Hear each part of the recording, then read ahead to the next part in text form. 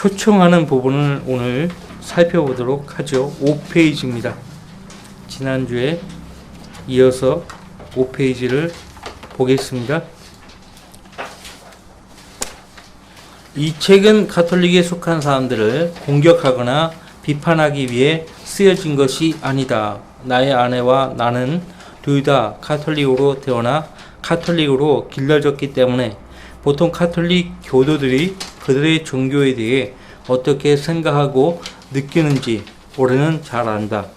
이 책을 쓴 데는 두 가지 이유가 있다. 첫째는 로마 가톨릭이 성경적이지 않다는 것을 폭로하기 위한 것이다. 가톨릭은 곳곳에서 성경을 범하는 사람들의 전통으로 이루어진 종교이다. 두 번째 이유는 나의 아내와 내가 예수 그리스도께만 구원의 소망을 두었을 때 로마 가톨릭의 속박으로부터 벗어나 향유한 자유와 평화를 여러분들도 경험하기를 바라기 때문이다. 전에 가톨릭 교도였다가 지금은 가톨릭에서 벗어난 수많은 다른 사람들도 이와 같은 자유와 평화를 경험했다. 나는 로마 가톨릭으로 태어났고 로마 가톨릭으로 길러졌다. 나는 세례와 성체 성사를 받았다. 학교에 다닐 때는 매주 종교 프로그램에 참여했고 매주 미사를 드렸다. 나는 나의 죄들을 사제에게 고백했고 정기적으로 성찬을 받았다.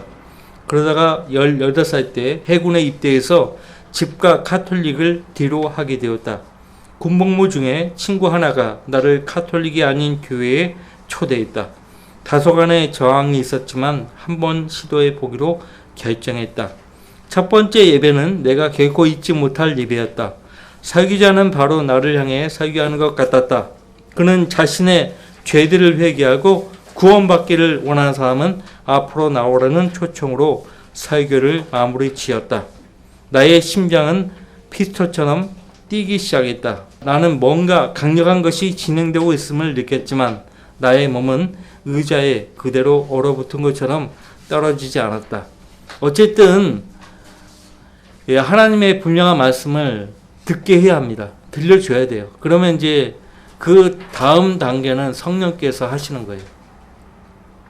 우리의 본분은 사람들을 만나면 복음을 전해주는 거예요. 하나님 말씀을 전해주는 거예요. 그러면 이제 성령께서 그 사람에게 이제 그 다음에 일을 하시는 거예요. 다양한 모양으로 일을 하신다고요.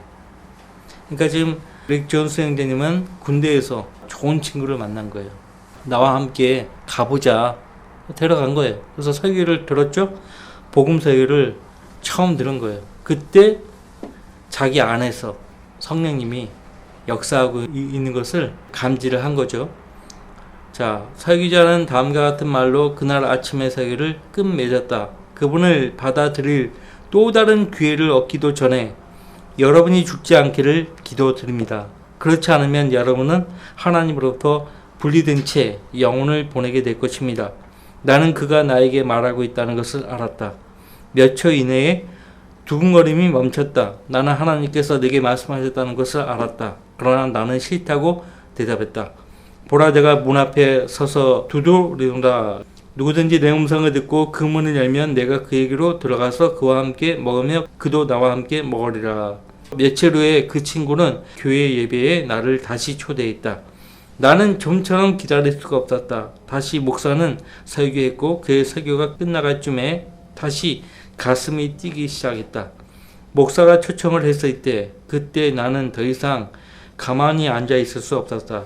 나는 의자에서 뛰어나갔다. 앞에 있던 한 청년이 성경을 펴고 영원한 생명을 얻을 수 있는 방법을 내게 보여주었다.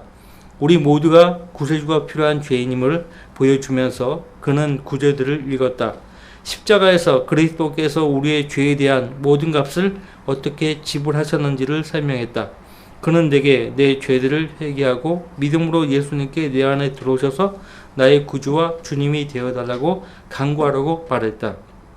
나는 내 자신의 말로 하나님께 나는 지옥에 가기에 합당한 죄인임을 인정했고 내 안에 들어오셔서 나를 구원해달라고 예수 그리스도를 초청했다.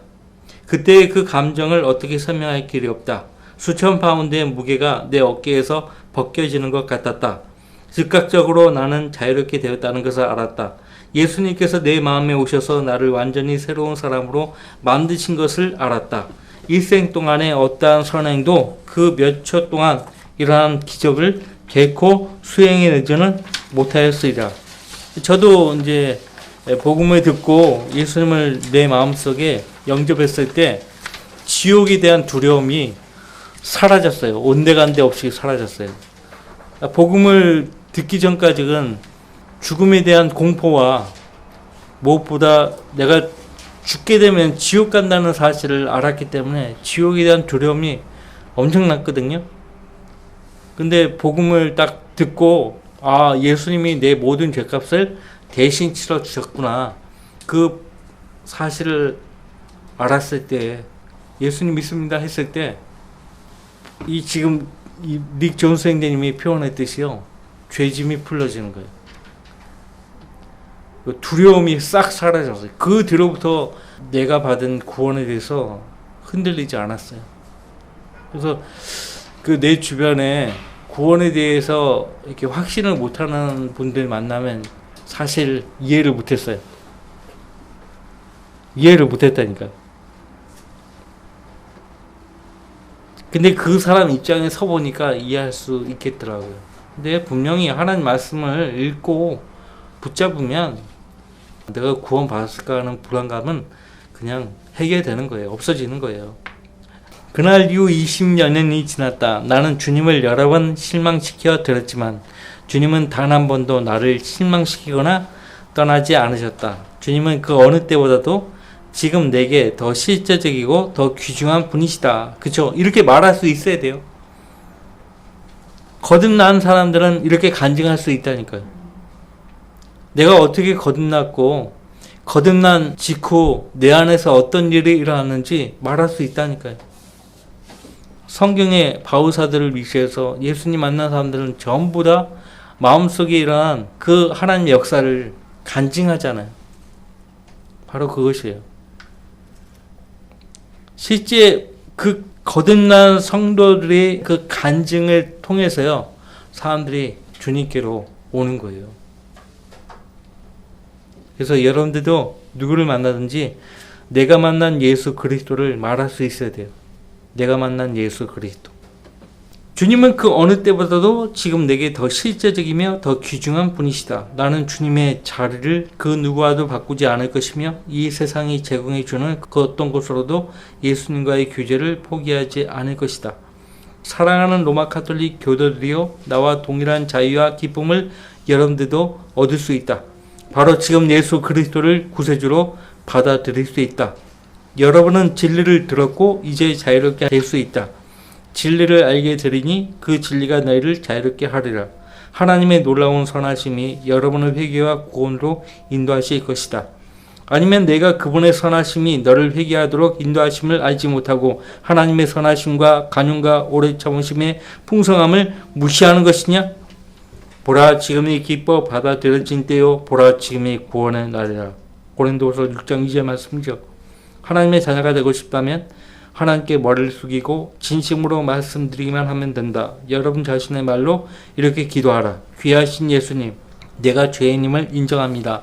나는 나의 모든 죄들을 회개하고 주님이 내 마음에 들어오셔서 나를 구원해 주시기를 간구합니다.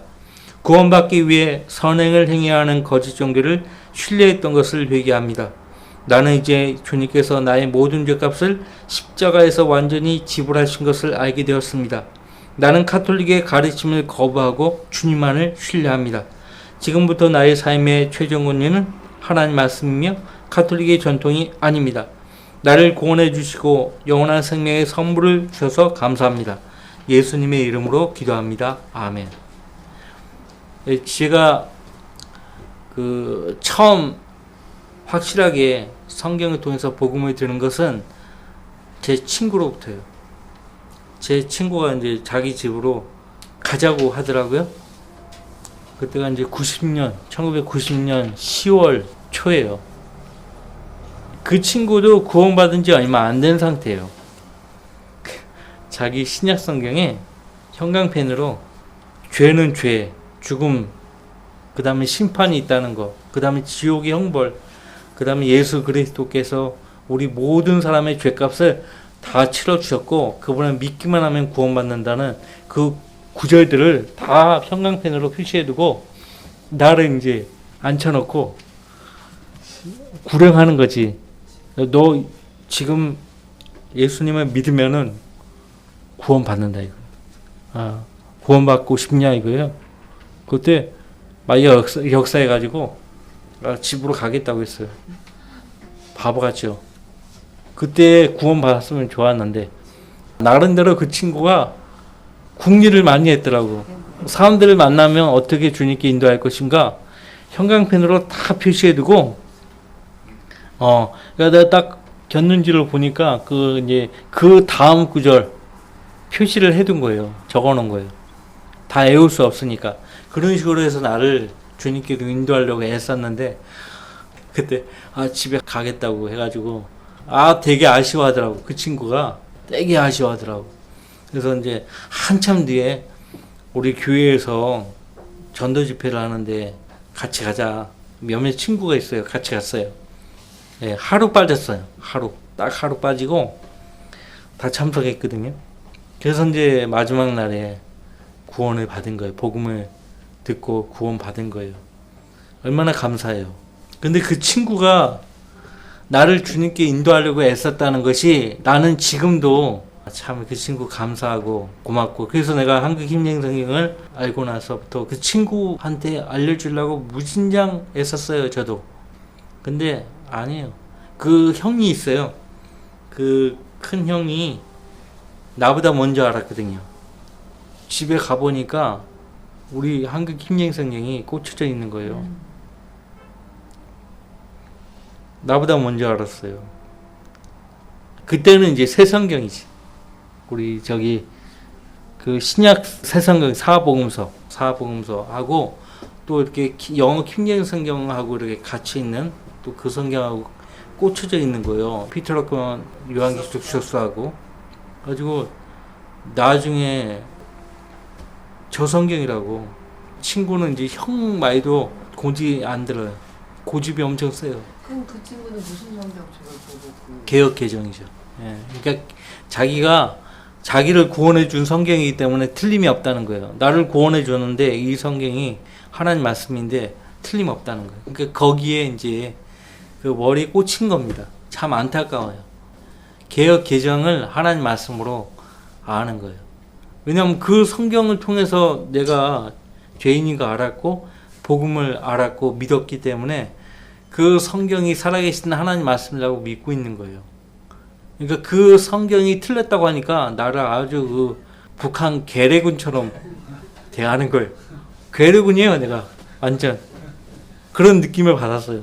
완전 문전박대하고 만나주지도 않고 연락도 끊어버리고 그 형은 얼마나 힘들었겠냐고요. 결국 그 형은 거기서 나오지 않았어요. 어쨌든 나는 그래도 그 친구가 나에게 내 생애 처음으로 복음을 전해주었다는 건 내가 잊지 않습니다. 그 친구를 위해서도 내가 계속 기도하고 있어요. 언젠가는 하나님의 인도를 받을 거라고 믿습니다. 여러분이 단순히 이렇게 기도하고 정말로 그런 의미로 기도했다면 하나님 말씀은 여러분이 하나님 말씀으로 태어났음을 약속한다. 그러나 누구든지 그를 영접한 사람들에게는 하나님의 아들들이 되는 권세를 주셨으니 즉 그의 이름을 믿는 사람들에게니라. 그러니까 중요한 거는 내가 하나님 앞에 죄인으로 태어났고 죄인으로 살고 있다는 거죠.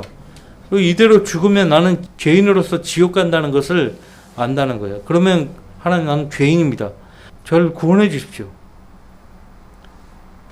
그러면 주님께서 역사하신다고요. 내가 너를 구원하기 위해 너를 대신해서 십자가에 달려 죽었노라. 알게 해준다고요. 그러니까 제일 중요한 건 내가 하나님 앞에서 죄인입니다. 이거예요. 내가 하나님 앞에서 죄인인 것을 진지하게 아는 사람은 구원으로 인도돼요. 근데 그걸 인정하지 않기 때문에 구원을 못 받고 사는 거예요. 교회를 열심히 다녀서.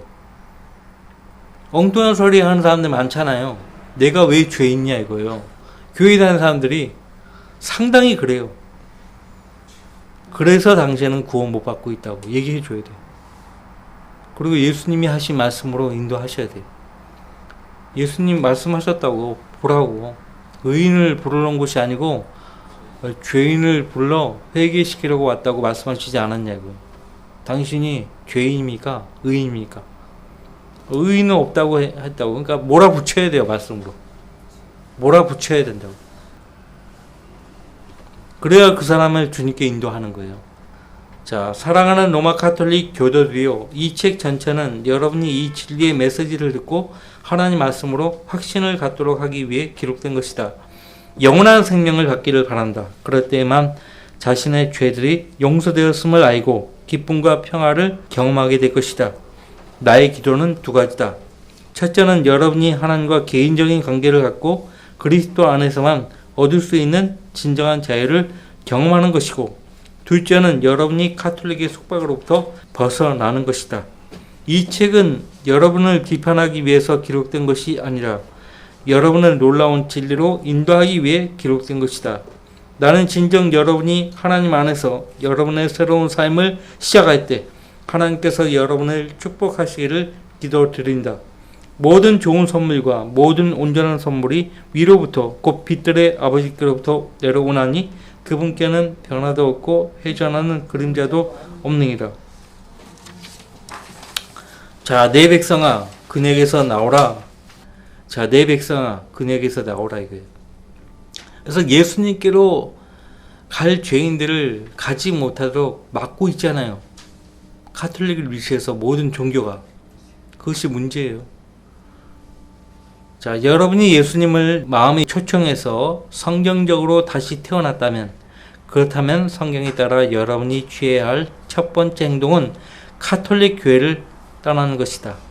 나의 백성들아 그녀에게서 나오라. 그리하여 그녀의 죄들의 동참자가 되지 말고 그녀의 재앙들도 받지 말라. 많은 로마 카톨릭 교도들은 거듭났다고 주장하면서도 하나님께서는 자신들이 로마 카톨릭에 남아있기를 원하신다고 주장한다. 그러나 성경은 하나님께서는 그분의 자녀들이 거짓되고 우상을 숭배하는 종교 내에서 그분에게 경배하는 것을 원하지 않는다고 선언한다. 오히려 성경은 그들에게 떠나라고 밖으로 나가라고 말씀하신다.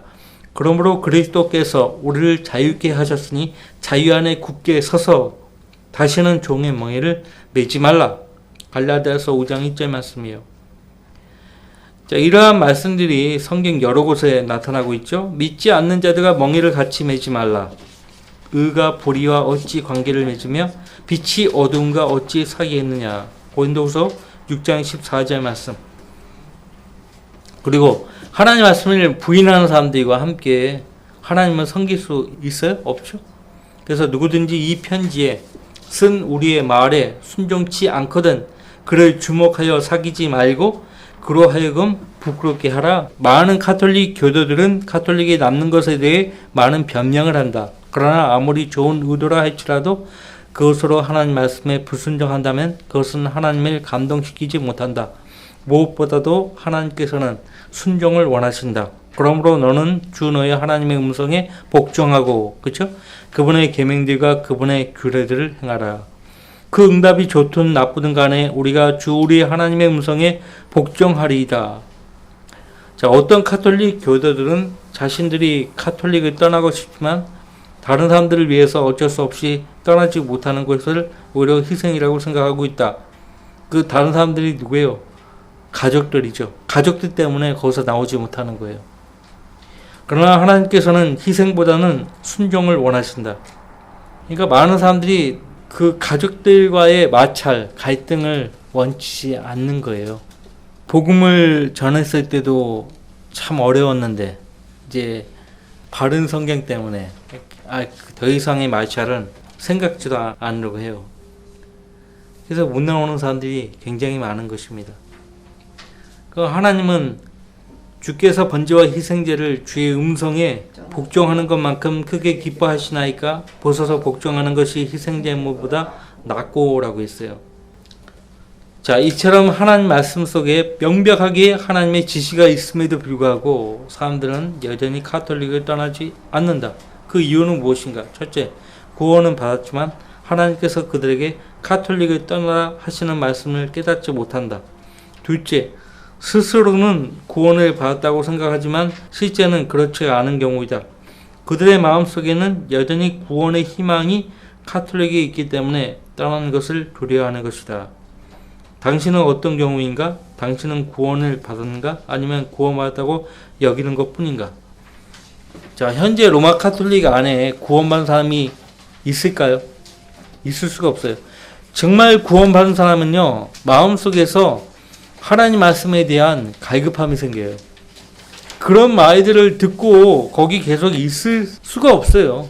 저도 구원받고서 개혁성경 계속 읽고 했지만 얻는 것이 없다 보니까 배고픈 거예요. 영적으로 갈급한 거예요. 그러다가 이제 우리 한국 힘쟁성경을 찾게 되었죠. 자, 8페이지. 정말로 회심했는가? 정말로 진실로 구원받았는가 이거예요. 회심이 뭐예요? 마음이 변하잖아요. 언제 마음이 변합니까? 예수님을 구주로 영접했을 때예요. 믿을 때예요. 자, 자신이 구원받지 않았다는 것을 기꺼이 인정하고 예수 그리스도를 구주로 영접했던 한 가톨릭 청년과 나눴던 대화가 기억난다. 그는 예수님께 자신의 마음에 오셔달라고 기도했다. 거기에는 전혀 문제가 없었다. 그런 다음 나는 그에게 가톨릭 교회를 떠나야 한다고 말해 주었다. 그는 주춤거리더니 불쑥 말했다. 저는 결코 가톨릭 교회를 떠날 수 없어요. 왜 못 떠난다는 거지? 내가 물었다.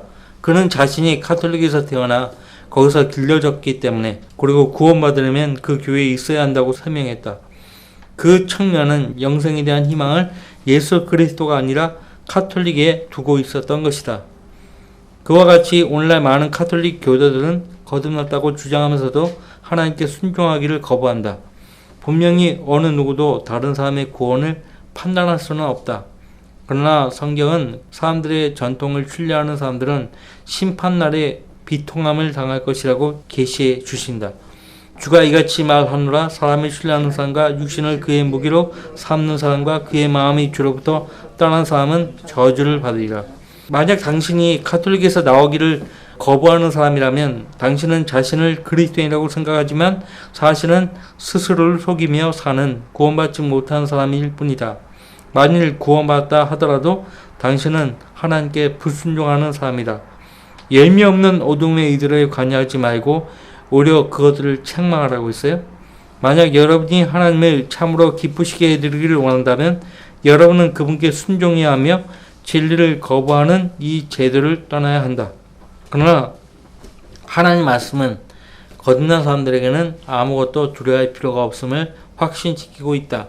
하나님께서 우리에게 주신 것은 두려워하는 영이 아니라 능력과 사랑과 건전한 생각의 영이라. 가톨릭을 떠나는 것을 두려워할 필요가 없다. 예수 그리스도께서 여러분을 잘 돌봐 주실 것이다. 자, 지금껏 인용한 이 말씀들을 여러분들이 잘 염두에 놨다가 이 가톨릭 교도들을 주님께 인도할 때 사용하시기 바랍니다. 실제 릭 존스 형제님이 가톨릭 교도들을 주님께 인도할 때 사용한 말씀들이에요.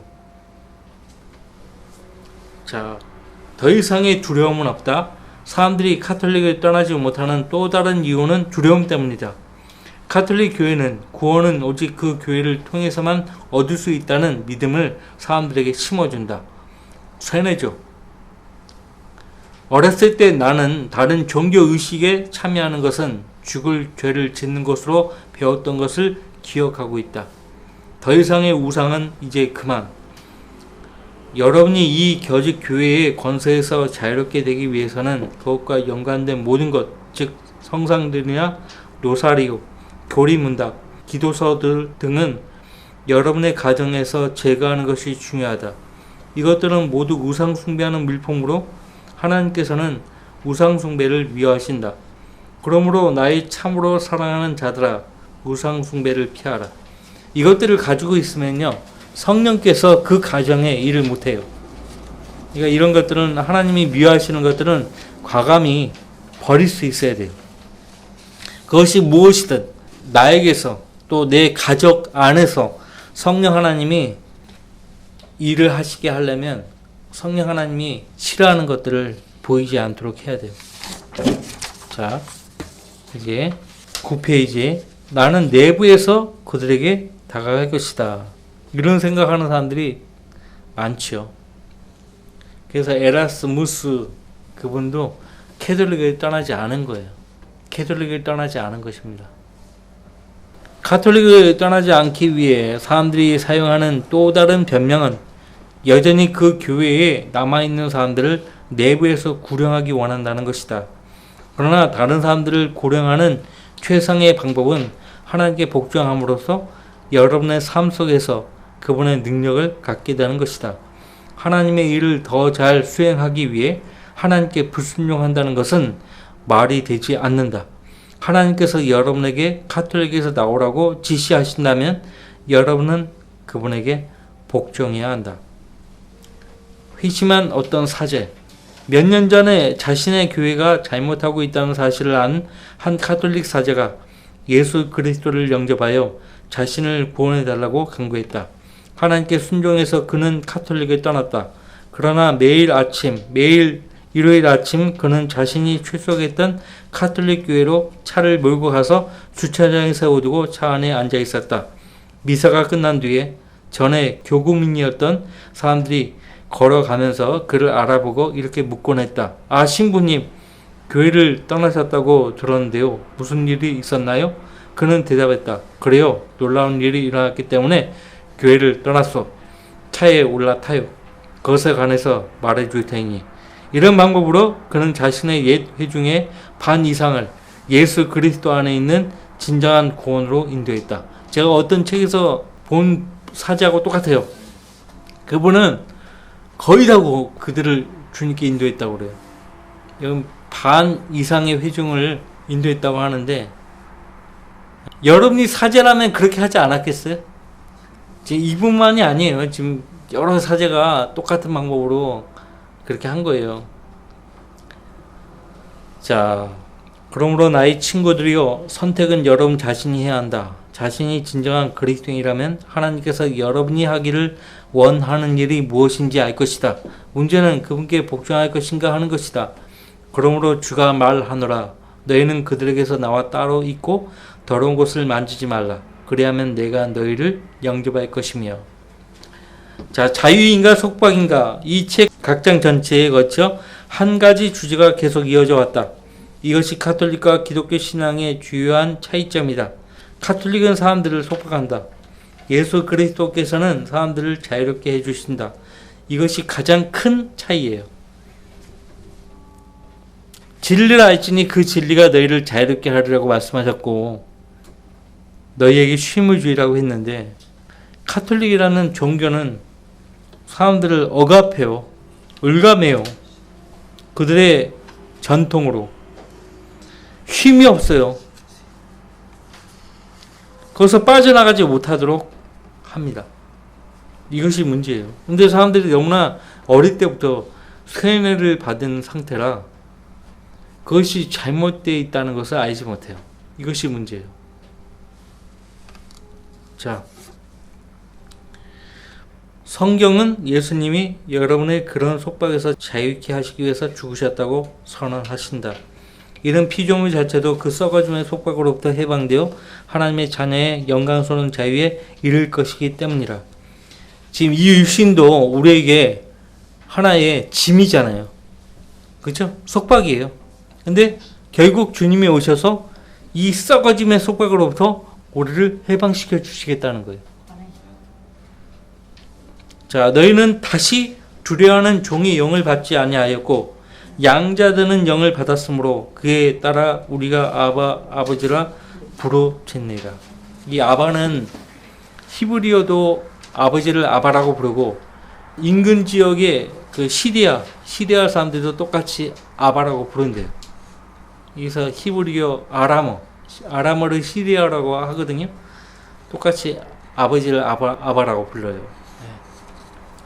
하나님을 아버지라고 부를 수 있는 것은 거듭났다는 증거죠. 거듭난 사람만이 하나님의 아버지라고 부르는 거예요. 자, 10페이지. 그리스도께서는 사람들을 자유케 하신다. 그러나 종교는 사람들을 속박시킨다. 이는 거짓 형제들이 몰래 들어온 까닭이라. 그들은 우리가 그리스도 예수 안에서 가진 우리의 자유를 엿보려고 비밀리에 들어와 우리를 노예로 삼고자 함이더라. 속지 말라. 종교는 자유를 약속하지만 항상 멍에를 씌운다.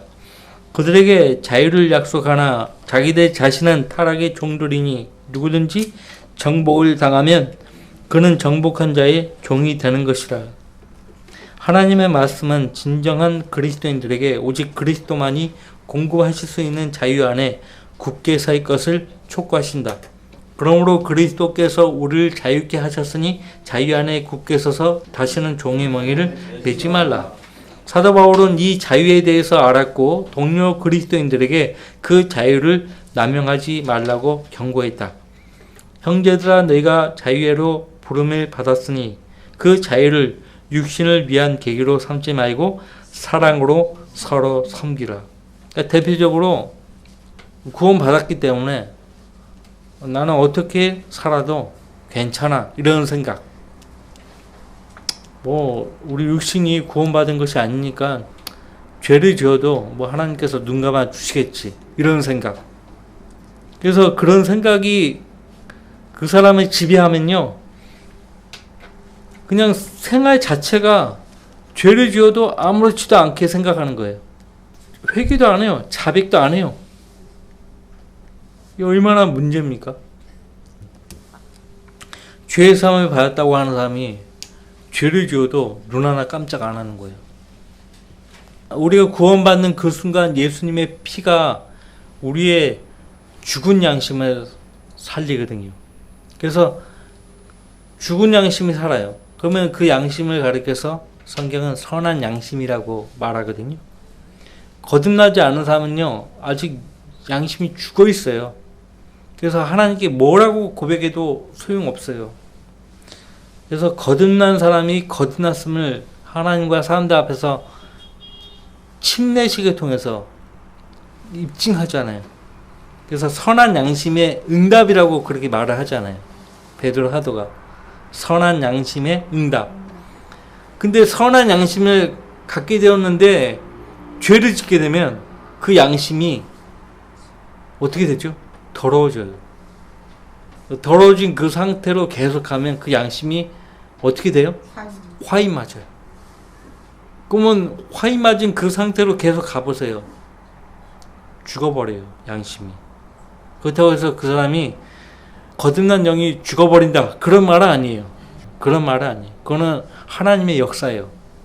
거듭나고 구원받은 것은 하나님 역사고 그것은 영원해요.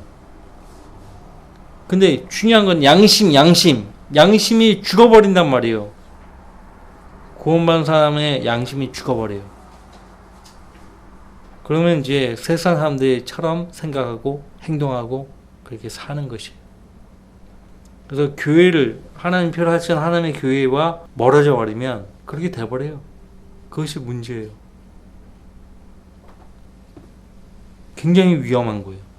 그래서 육신을 위한 계기로 삼지 말고 사랑으로 서로 섬기라. 하나님께서는 여러분이 종교라는 굴레 속에서 수고하기를 원하지 않으신다. 그분은 여러분이 진정한 자유를 향유하기 원하신다. 이제 그 영은 주시니 주의 영이 계신 곳에는 자유가 있느니라. 또 내가 자유로이 걸으리니 이는 내가 주의 법규들을 구함이니이다. 전에 카톨릭 교도로서 나는 이 속박이 어떤 것인지 모두 안다. 나의 청년기에 나는 카톨릭의 규례와 규칙들을 배웠다. 그리고 나는 그것들을 어기면 어떻게 될까 하는 두려움 속에서 살았다. 그러나 예수님께 내 마음에 들어오시라고 기도했을 때 내가 경험한 가장 큰 기쁨 중 하나는 그리스도 안에서 발견한 자유였다. 속박의 사슬들이 끊어졌다. 나를 누르던 그 권세들이 거치고 나는 자유케 되었다. 여러분도 카톨릭의 속박에서 벗어나 이와 동일한 자유를 경험할 수 있다. 예수님께서는 이미 여러분들을 자유롭게 하기 위한 일을 행하셨다. 또 죽음을 두려움으로 평생을 노예로 속박되어 있는 자들을 놓아주시려 함이니라. 히브리서 2장 15절 말씀이고 갈라디아서 4장 3절로 5절 말씀. 이와 같이 우리도 어린아이였을 때에는 세상의 초등학문 아래서 종노릇하였으나 그때가 차니 하나님께서 자기 아들을 보내시어 율법 아래 있는 자들을 구속하셔서 우리로 아들의 신분을 얻게 하려 하심이라. 자, 시간이 많이 지났기 때문에 여기까지 하고요. 기도 제목을 보십시다. 그래서 이 마음속에 일어나는 수많은 생각들이 때때로 하나님 말씀과 반대되는 생각을 하는 경우가 있거든요. 쉽게 말하면 육신적인 생각은 하나님과 원수가 된다고 했잖아요. 그 육신적인 생각들이 일어났을 때 어떻게 해요? 하나님의 말씀으로 통제해야 돼요. 하나님 말씀 모르는 사람들이, 영적으로 어린 사람들은 어떻게 합니까? 그러니까 분별력이 없기 때문에 그 육신적인 생각을 그대로 그냥 수용하고 따라가는 거예요. 근데 아무리 영적으로 어려도 이건 육신적인 거야, 그 정도는 아니잖아요. 내가 말씀을 잘 몰라도 이건 하나님이 기뻐하지 않는 것 같은데, 그러면 일단은 그 생각을 따르지 않는 거예요. 그러면 이제 그 사람이 비록 하나님 말씀을 잘 몰라도 이거는 하나님이 기뻐하지 않는 것 같아, 이건 육신적인 생각이야, 딱 그런 것들을 차단하고 이제 하나님 말씀 순종하며 살면 그 사람은 성장하는 거예요. 거듭난 지 얼마 안 됐어도 성장하는 거예요. 영적 성장은 그렇게 되는 거예요. 다른 게 아니에요. 구원을 오래전에 받았다고 해도 여전히 육신의 속박 가운데 살아가는 사람들이 너무나 많아요. 그러니까 늘 하나님과 불편하죠. 하나님과 불편하니까 교회 가서 형제자매들 만나는 것도 불편하고 그렇게 되는 거예요. 그러니까 계속 세상에 기웃거리는 거예요.